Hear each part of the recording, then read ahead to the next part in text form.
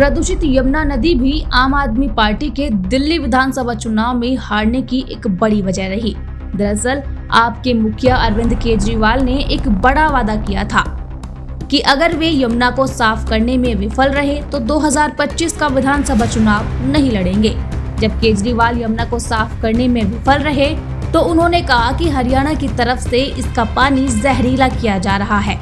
ये बयान उन्हें बहुत महंगा पड़ा क्योंकि राजधानी में 30 से 40% लोग हरियाणा के हैं और उन्हें केजरीवाल की गलत बयानबाजी जमी नहीं। नतीजन मतदान के दिन उन्होंने आप पर अपना सारा गुस्सा निकाल दिया। इस मुद्दे की गंभीरता को देखते हुए केजरीवाल को मात देने वाले बीजेपी नेता प्रवेश वर्मा ने कहा, यमुना नदी तट का विकास उनकी पार्टी की सर्वोच्च प्राथमिकता होगी।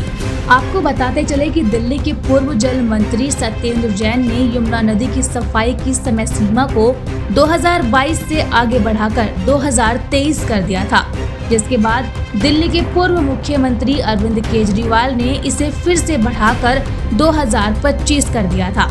हाल ही में उपराज्यपाल वी.के. सक्सेना ने इसे एक बार फिर से बढ़ाकर 2026 कर दिया। पर्यावरण कार्यकर्ताओं के अनुसार धन की कोई कमी नहीं है, लेकिन नदी को साफ करने वालों की इच्छा शक्ति की कमी जरूर है।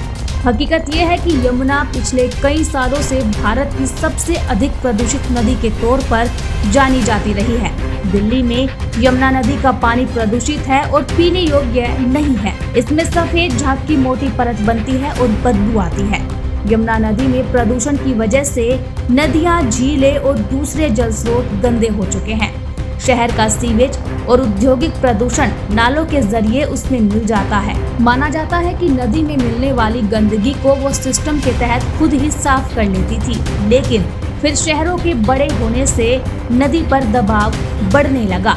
सीवेज में शहर में रहने वाले के मलमूत्र सहित साबुन, डिटर्जेंट के घोल, केमिकल और फॉस्फेट पदार्थ मिले होते थे। ये फॉस्फेट की अधिक मात्रा ही है जिसकी वजह से यमुना के पानी में बहुत सारा झाग बन जाता है और नदी की सतह पर तैरता हुआ दिखाई देता है। ये झाग दिल्ली, हरियाणा और उत्तर प्रदेश में रंगाई उद्योगों, धोबी घाटों और घरों में इस्तेमाल किए जाने वाले डिटर्जेंट के कारण उत्पन्न होती है। झाग के संपर्क में आने से त्वचा में जलन और संक्रमण हो सकता है। नदी की सतह का यूट्रोफिकेशन पानी में प्रकाश और ऑक्सीजन के प्रवेश को रोकता है, जिसके परिणाम स्वरूप जीवों की मृत्यु हो जाती है। इसके अलावा यमुना में उद्योगों से निकलने वाली भारी धातुओं की मात्रा भी कम नहीं होती। यहाँ तक कि यमुना नदी में भारी मात्रा में लोहा भी पाया गया, जो कि सीमा से कहीं ज्यादा है। लेकिन सबसे बड़ी समस्या सीवेज से निपटने की है। दिल्ली में जितना सीवेज रोज निकलता है उसे ट्रीट करने के लिए सीवेज ट्रीटमेंट प्लांट की संख्या नाकाफी है। केंद्र सरकार ने इस मिशन के लिए दिल्ली सरकार को पहले ही 8,500 करोड़ रुपए से अधिक की राशि दे दी है। ये राशि उस राशि के अतिरिक्त है जो पहले ही बीमार नदी पर खर्च की जा चुकी है। द न्यू इंडियन एक्सप्रेस की एक रिपोर्ट के मुताबिक एक RTI आवेदन के जवाब के अनुसार दिल्ली जल बोर्ड को 2018 और 2023 के बीच यमुना एक्शन प्लान थर्ड के लिए राष्ट्रीय स्वच्छ गंगा मिशन के तहत 1200 करोड़ रुपए से अधिक प्राप्त हुए। इन सब के बावजूद यमुना को साफ देखने का सपना अभी भी दूर की कौड़ी है, क्योंकि कोई भी ऐसा काम नहीं किया गया जिसका प्रभाव स्पष्ट रूप से दिखाई दे। इसीलिए विशेषज्ञों का मानना है कि कुछ तत्काल कदम उठाने का समय आ गया है। रिपोर्ट के मुताबिक एक विशेषज्ञ ने तो सरल समाधान भी सुझाया है। उन्होंने कहा, यमुना के डूब क्षेत्र में वेटलैंड की पहचान की जानी चाहिए और उन्हें इस तरह से बहाल किया जाना चाहिए कि उनमें पर्याप्त पानी हो।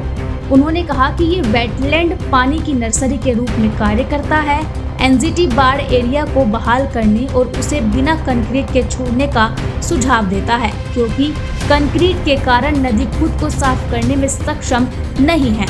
DDA का ये दावा है कि वेटलैंड पर कोई अतिक्रमण नहीं हुआ है और 477.79 हेक्टेयर बाढ़ के मैदान को वापस लाया गया है। संदिग्ध और भ्रामक है। DDA ने खुद यमुना के मैदान के कई हेक्टेयर क्षेत्र को विभिन्न कंपनियों को आवंटित किया है। मिलेनियम बस डिपो के लिए बाढ़ के मैदान की लगभग 60 हेक्टेयर भूमि दी गई थी। इस जमीन की भरपाई की कोई गुंजाइश नहीं दिखती। यही नहीं, पुलों के निर्माण से निकला कचरा अभी भी बाढ़ के मैदानों और नदी के किनारों पर बिखरा पड़ा है। डीडीए ने बाढ़ के मैदान में कुछ अवैध बस्तियों को हटाने के बाद बचे कचरे को भी साफ नहीं किया है।